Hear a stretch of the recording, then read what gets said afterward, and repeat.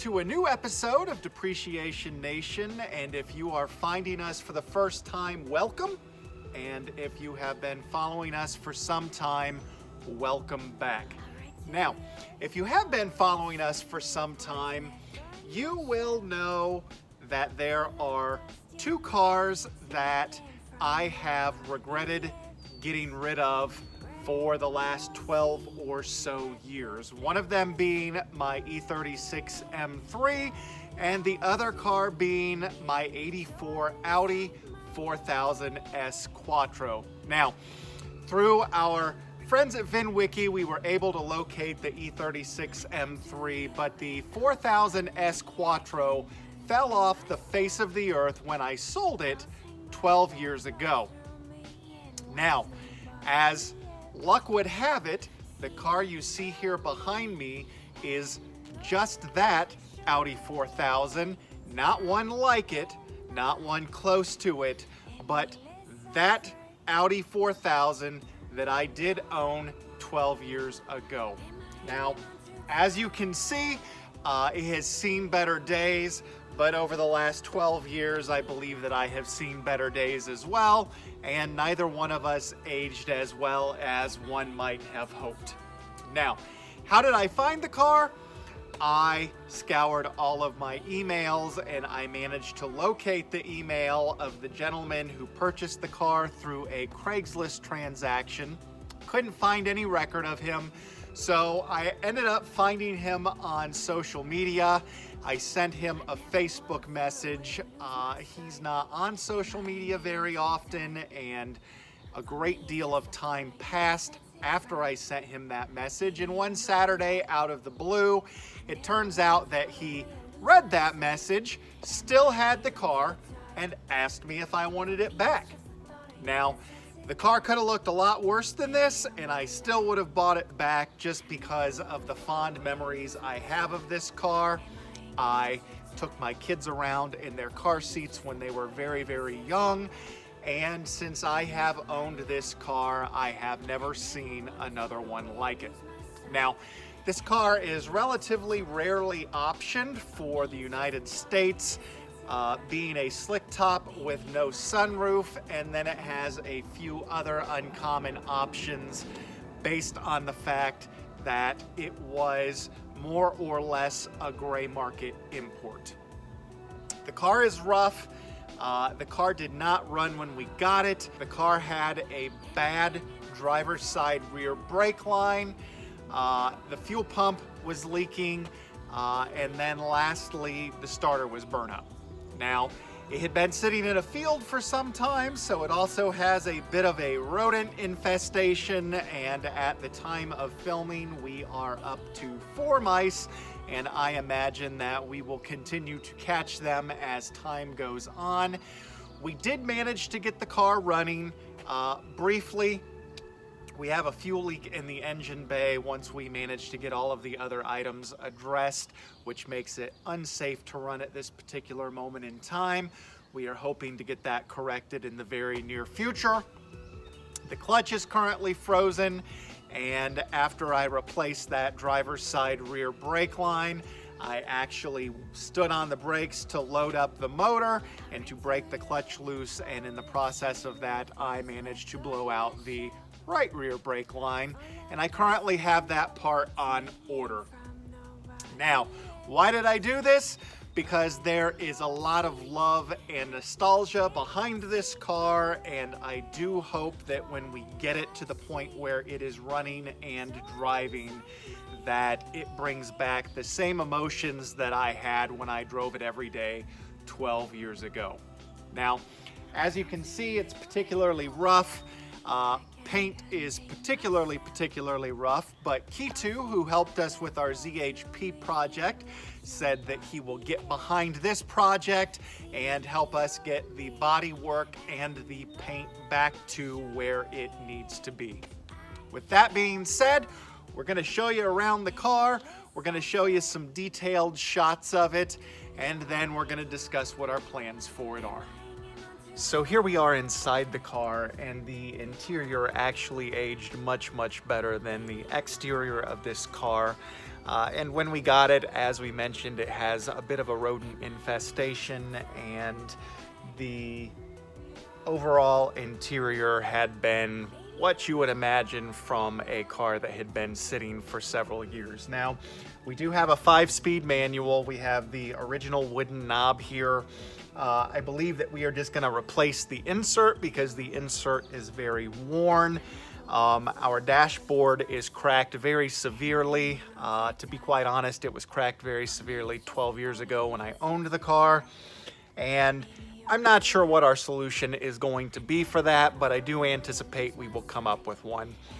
In addition, we have some bolster wear on both the seat cushion bolster and then the back cushion bolster.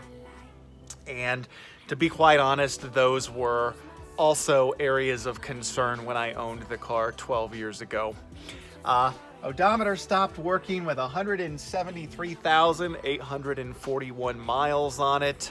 At this time, mileage is really unknown. We are going to get the odometer rebuilt and corrected.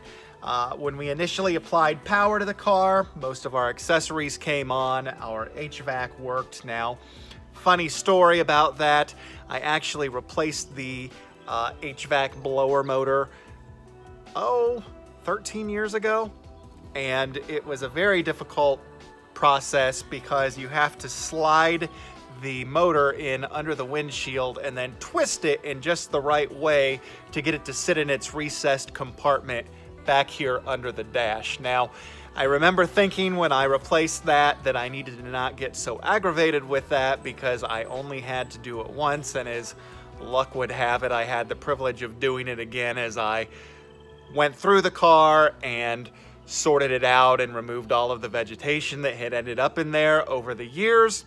And so I had the privilege of doing it again. I will say this time it went much, much better as I already had an idea of what I was doing, and we got that already cleaned out and cleaned up. As far as the rest of the interior goes, most of our controls seem to function. Our lights on our center differential lock still light up, so I'm assuming at this point that that still functions. And when we turned our key on, all of our gauges came on, our exterior lights came on, even our license plate lights came on, which is almost unbelievable for a car that has been sitting as long as this has. Now, as far as the interior goes, we really are probably not going to do too much to it. I kind of like it the way that it is, and it kind of has a nostalgic feel to it. So we are just going to get it cleaned up, and then we may do a rejuvenation later on in the future. But at the moment, we are going to leave things the way they are.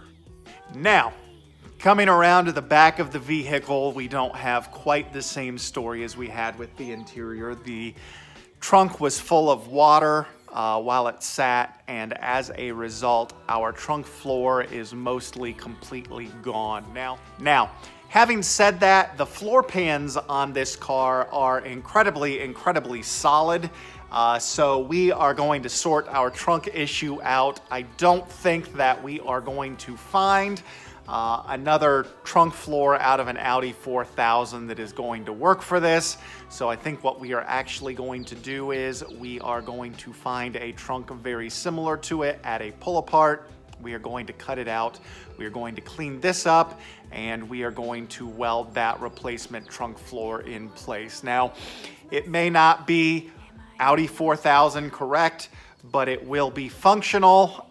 More than likely, it will be much newer material that trunk floor is formed out of, and hopefully it will prevent too many issues with this in the future. Now, trunk still opens, just like it always did. We do still have our spare down there in the driver's side, our jack in the passenger side, and we still do have our internal trunk lining, and to be quite honest, it's in pretty good shape. So I am hoping that with whatever we come up with for a trunk solution, we can still maintain somewhat of a factory look up top. Now, after a general overview of the car, yeah, it's pretty rough. And I imagine if you've been watching us for some time, you're asking yourself what happened to the ZHP project. And as you may or may not have seen, we put it back in storage. Again, we are going to do a few features on our home away from home and where we keep these cars out of the weather so that they don't continue to be exposed to the elements. So stay tuned for that. As far as this goes, we are going to get it in running and driving condition. I know that having spent a great deal of time under this car, looking at the starter, the fuel pump, and a number of other things that needed to be corrected, that every bushing in the chassis is shot. All of these strut mounts have surface rust on them, and just a number of other issues that are going to need to be treated. As I said, the floor pans are in great shape, but the undercoating on those pans is not, so we are going to strip that off, clean up whatever needs to be cleaned up, and then we will recoat that with a more appropriate coating. We are going to get the car entirely repainted. There are only a few small places of rot on the exterior, one of course being the back passenger side quarter panel, and then there is just a tiny bit of rust on the driver's side back door. We intend to get that cleaned up. We intend to show you the body work on this car, and we intend to show you the overall process. Now, we have a habit of bringing cars to the channel and then we delay the projects, or at least delay bringing them to you. I have every intention of filming this in real time, provided that life does not get in the way. I will also say that I had every intention of bringing the ZHP back late May, early June to get those wheels refinished and that headliner recovered. I am still shooting for May or June on that headliner, but since this project has edged into the picture, the refinish on those wheels is going to be delayed somewhat unless we have somebody watching this video that might like to help with that, in which case we are open to suggestions for refinishing the wheels on the ZHP. Having said that, we also need the wheels refinished on this car so that we can get it as nice as we can. Now, this car had a rally stripe back in the day, and while I tend to gravitate towards things that are factory appropriate, I think we're gonna go ahead and put that stripe back on just for nostalgic purposes and just for a trip down memory lane, and in all honesty, it didn't look that bad.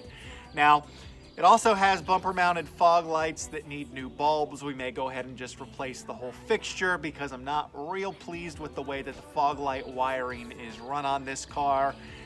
It's just kind of wrapped around in the engine bay. So we are going to address that and make that to where it is more of a factory look. But should be a fun project, should be a lot of great stories, and there are definitely a lot of great memories. So if you haven't subscribed already, hit that subscribe button at the bottom of your screen so that you don't miss some of the most eclectic automotive content on YouTube. And stay tuned because we've got a lot more coming on this car.